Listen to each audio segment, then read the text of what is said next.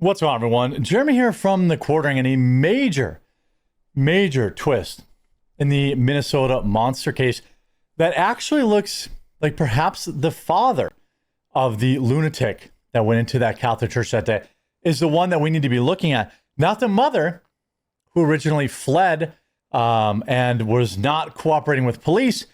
The father has since basically gone into hiding on the internet after being found by reporter Andy No. We're going to take a look at Andy No's great report on this guy because it's pretty interesting. By the way, I know it's been a long time. I know you guys are always giving me crap about the coffee. I've tried to really dial it back, but I'm really hoping to have a big day today. Almost all of our coffee is now available on Amazon for free next day shipping, and a bunch of it is on sale, like cherry cordial and tangerine. We have our brand new flavors, blackberry cream and tiger's blood. We have our 5-pound bags on there for those of you that have subscriptions. We have all of our K-Cups. We have our butterscotch toffee, whole bean ground, everything. If you don't like flavored coffee, we have our Colombian, Ethiopian, dark roast. We have everything. Link in the description. I'm hoping today I can get you to give us a try if you drink coffee or you ever have people over, or you know somebody. Give us a try and leave a review. I would be insanely thankful for you. Link in the description. Secrets inside the Westman family.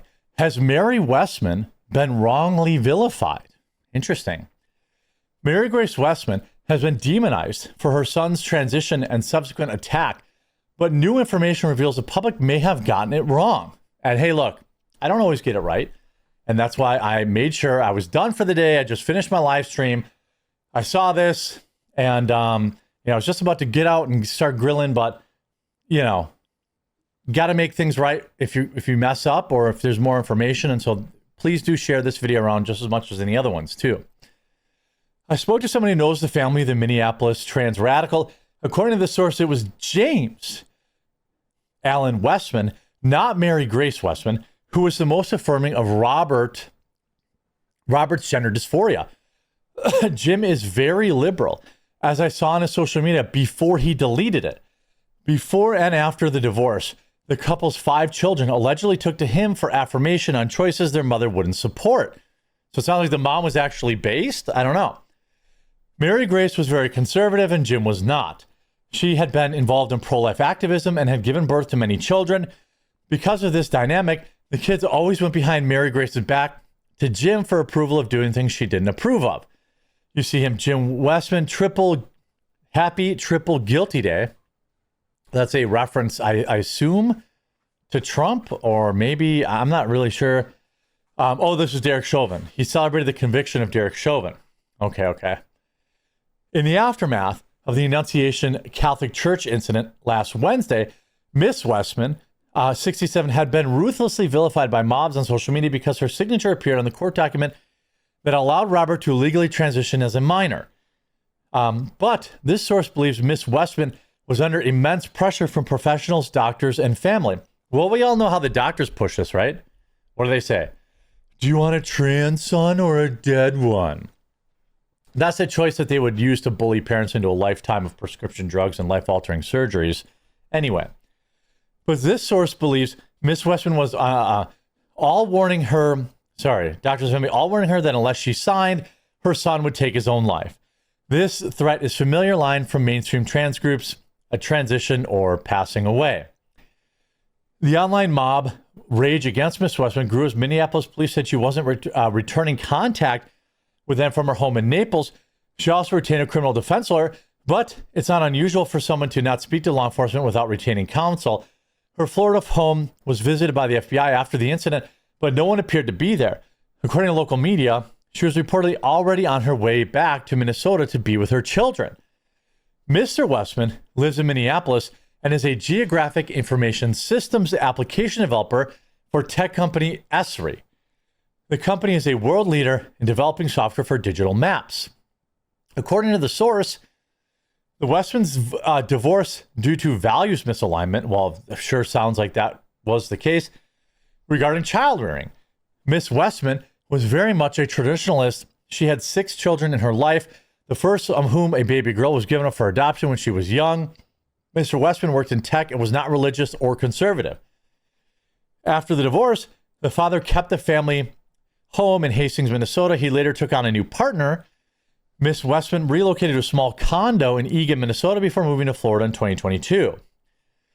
Robert was the youngest of 5 children and experienced a difficult divorce between his parents. The sources say shortly after she signed the form for Bobby, she moved to Florida after he turned 18. She was heartbroken over all of this. She moved away from all of us.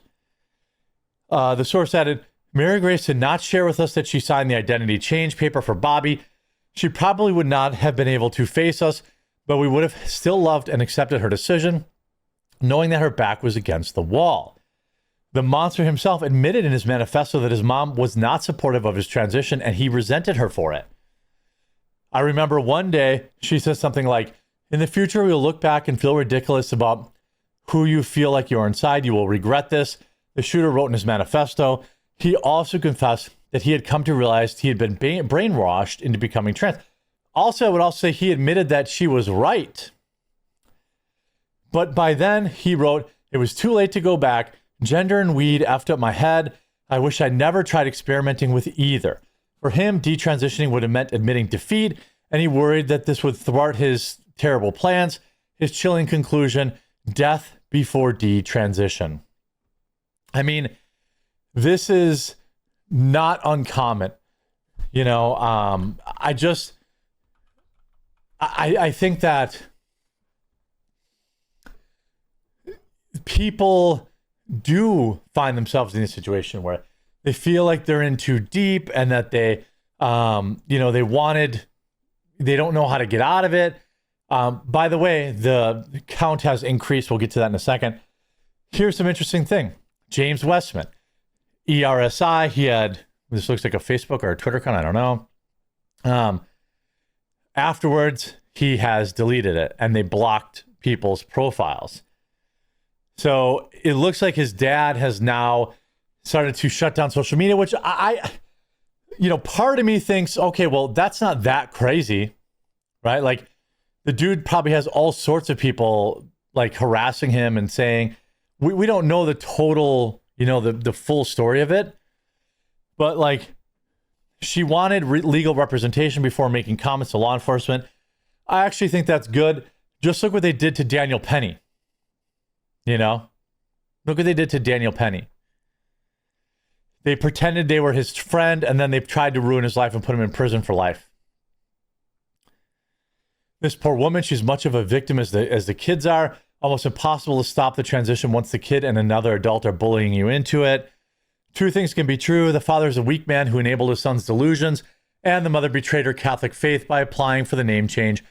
Devout Catholics don't do that. I mean, I guess, people say that he was a CIA consultant. There seems to be no actual proof of that. It seems like this woman did the best she could, and the dad was some lib-cuck weak guy, and he wanted out. He let the kids do whatever they wanted, and, this could not have aged worse. Posted just hours before the horrific Minneapolis incident, Minnesota governor says, you see, r/comic, one of the biggest threats to American children are dangerous woke ideologies. Really, I would have guessed it was these school incidents. Well, interestingly enough, that was just, those two are, the Venn diagram of those two incidents seem to interconnect. Now, Mass has resumed at Annunciation Catholic Church, but there's some new news. The tragic shooting at Annunciation Church in Minneapolis. 2 children were killed, 8-year-old Fletcher Merkel and 10-year-old Harper Moisky. 15 other children and 3 adults were also hurt. As for the gunman, police say they opened fire. Now, Minneapolis police announced Sunday that they had identified 3 new victims of the incident. Minneapolis police announced on Sunday they learned of 3 new children who were injured at the incident, increasing the victim count to 23. I mean, I don't know what that means. Like, did they skin their knee? Did they get out of there and the parents hit it? I don't know. What's interesting is, it seems like people knew this was going to happen. It seemed like people, he even said, this guy, he said, that he had dropped signs and he was worried about people, you know, he was worried about people stopping him. He didn't want to give up on his trans ideology because that would have been a failure. So instead, he decided he wanted to take the lives of a bunch of little children.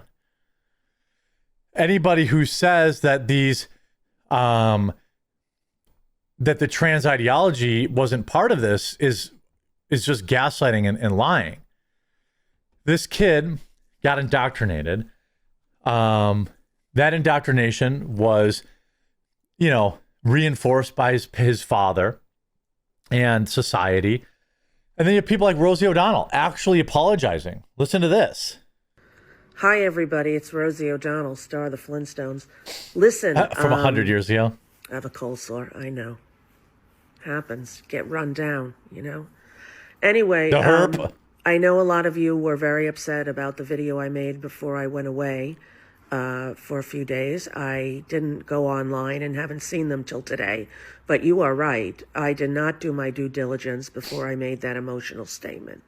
And I said things about the shooter that were incorrect. I assumed, like most shooters, they followed a standard MO and had standard, you know, feelings of you know, NRA-loving kind of gun people. Not a single person in the past 10 years who have committed one of these acts is a NRA-loving gun person.